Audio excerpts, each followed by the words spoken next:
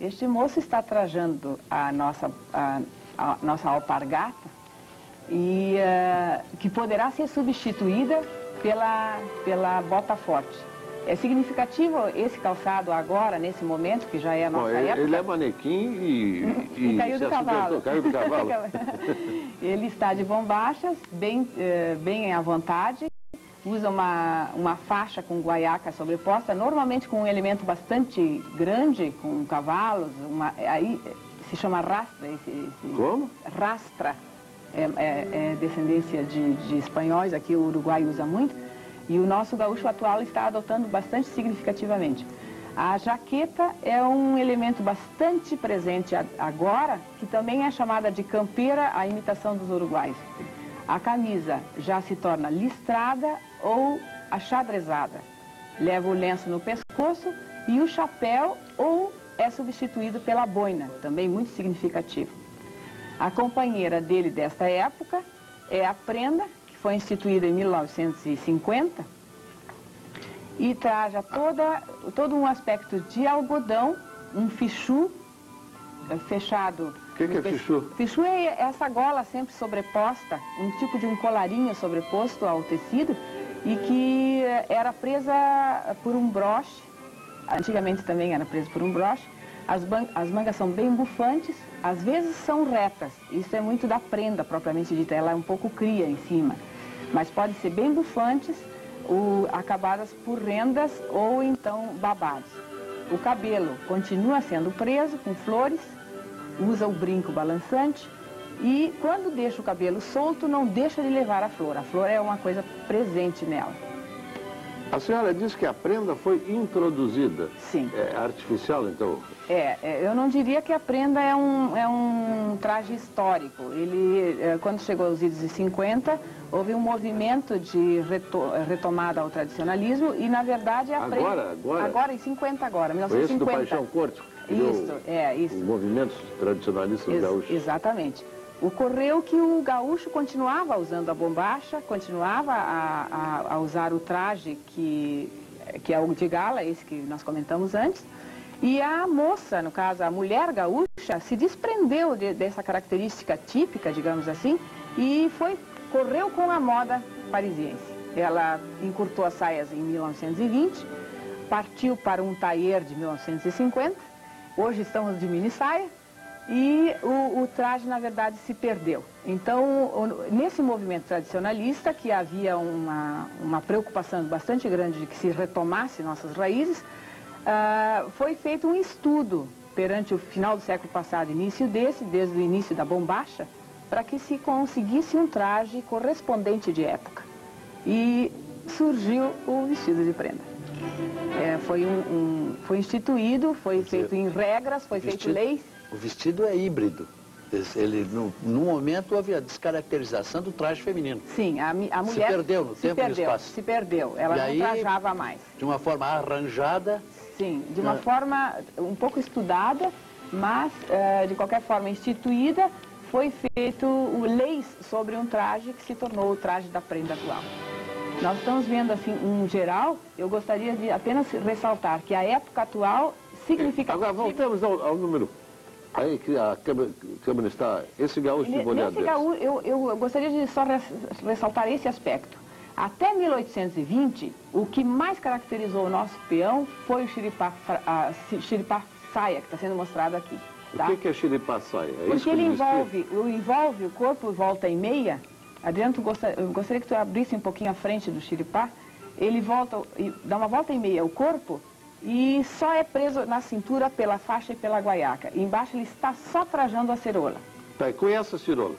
Essa cirola é uma descendência europeia e que foi se introduzindo através dos bandeirantes, eu diria, da época anterior de 1820. Isto que ano é, professora? Ele está caracterizado de 1730 a 1820. 1730, é o início da colonização aqui no Rio Grande do Sul. Mais ou menos. Mais ou menos, sim. Quer dizer que é o primeiro gaúcho? É nosso primeiro gaúcho. Vamos dizer assim que o primeiro traje significativo é esse. E a influência, de onde é que surgiu esse traje? Bom, o bichará que ele está trazendo. O que é bichará? O bichará é esse pala que ele leva no ombro esquerdo. Ele é caracterizado, ele é uma característica nossa pela forma de execução, que ele é tecido à mão, fiado com lã natural de ovelha, sem tinturas. É só cores naturais. Não é isso que se faz ainda hoje em Mostarda? Sem dúvida, em Vacaria também e em vários outros locais. Esse é de Vacaria. E pesa... É lã de quê, professor? De ovelha. De ovelha. De ovelha. Ele está pesando normalmente agora de 4 a 5 quilos de lã pura. Ele realmente precisa ser muito frio para carregá-lo. Por favor, professora, a senhora diz que ele leva um bichará. Bichará. De repente troca de nome e passa a ser... Pala bichará? Não, isso. Não, ele é um pala sempre, ou um poncho. No início se dizia poncho. E por que a senhora usa a expressão bichará? Bichará porque é o tipo, é confeccionado sempre à mão com lã natural. Diferentemente, então, do nosso pala de hoje. Sim, o pala de hoje está sendo confeccionado de tecido industrial e principalmente sintético. Isso aí tem a ver, então, com o negócio do Pedro Sim. Onde é que entra a herança indígena aí? Olha, as bolhadeiras que ele leva na cintura, ainda nesse mesmo peão, é seguramente herança indígena, nossa do Rio Grande do Sul. É uma arma que seguramente apavorou os ibéricos, apavorou qualquer outro povo que tenha entrado aqui. Por que, professor? Porque conforme ela fosse usada... Você pode segurar as bolhadeiras, por favor, para mostrar para o nosso... Ele está trançado na cintura, vai ser difícil de destacar, mas só mostra. Só. Porque eles jogavam à distância e manetavam os animais. Exatamente. Né? Dependendo se ele apanhasse o animal nas pernas, ou então o elemento humano no pescoço, ele matava na hora. É mesmo? Sim, ele conseguia. As avestruzes, com a velocidade que tinham, que nós chamamos emas, porque avestruzes é um termo que nós não temos aqui, também eram caçadas dessa forma. Então, era realmente uma arma muito perigosa, principalmente para o europeu, que desconhecia total esse tipo de coisa. O laço não, o laço já é uma descendência europeia. O laço é europeu? É europeu, mas que já foi adotado aqui. E esse chapéu dele? Esse chapéu, a origem dele seria a ilha dos Açores e foi trançado com butiá, com a palha do butiá. A camisa é origem europeia também. E o lenço? O lenço era levado à cabeça tipo marinheira. Aí que tá bem... Era um estilo que continuou até 1820.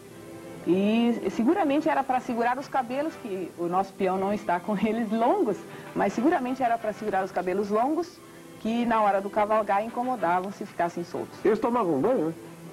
Até aí eu não cheguei. Mas seguramente de vez em quando caiu num rio, não é? O famoso banho de cowboy, né? É, isso aí. E a mocinha? Mocinha da mesma época? A mocinha seria uma... Como é que se chamava? Prenda já? Não. Ela apenas era a mulher do peão, seguramente nem sempre a esposa. Ela seria, então, situando na literatura a Ana Terra? Seguramente. Uma chinoca? Uma chinoca, exatamente. Ela é uma mulher nem sempre esposa, como eu estava comentando. E o vestido era caído? A blusa era caída? Ela era bem solta. Digamos que o espírito todo dela era bem menos puro do que as europeias. Ela vivia num ambiente muito hostil e era tratada hostilmente pelos homens.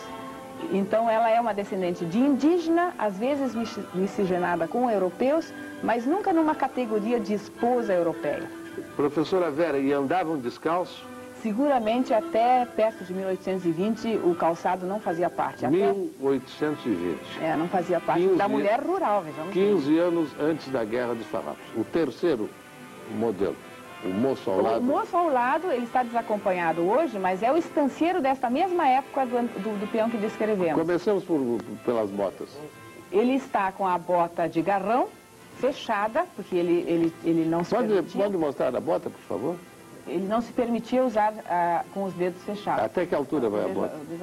Ela vai até os joelhos, é amarrada com um cordão também de couro.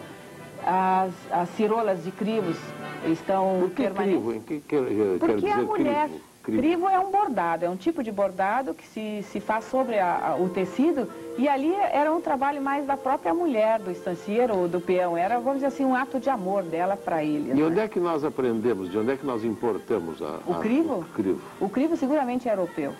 Todos os bordados aqui no Rio Grande do Sul são europeus. E agora, subindo a câmera, agora não é mais bichará, é pala, né? Sim, ele aí está com pala. As calças são, na verdade, calções desabotoados debaixo do joelho. leva a faixa na cintura e uma guaiaca, um cinturão com moedas de prata, e leva moedas de prata também em todo o casaco, tudo que dispõe de botões, no caso do casaco, leva moedas de prata. É herança de onde o cinturão com as moedas? As moedas eu acredito que seja uma cultura feita daqui. Daqui? Daqui. O cinturão já havia um cinto bastante forte vindo da Europa, mas eu acredito que foi readaptado por nós para colocar... Nenhum deles no cinturão usava faca? Sim, todos eles. Ah, todos eles. Nós não conseguimos reconstituir pela época, mas todos eles usavam a faca como base de arma. E esse chapéu dele?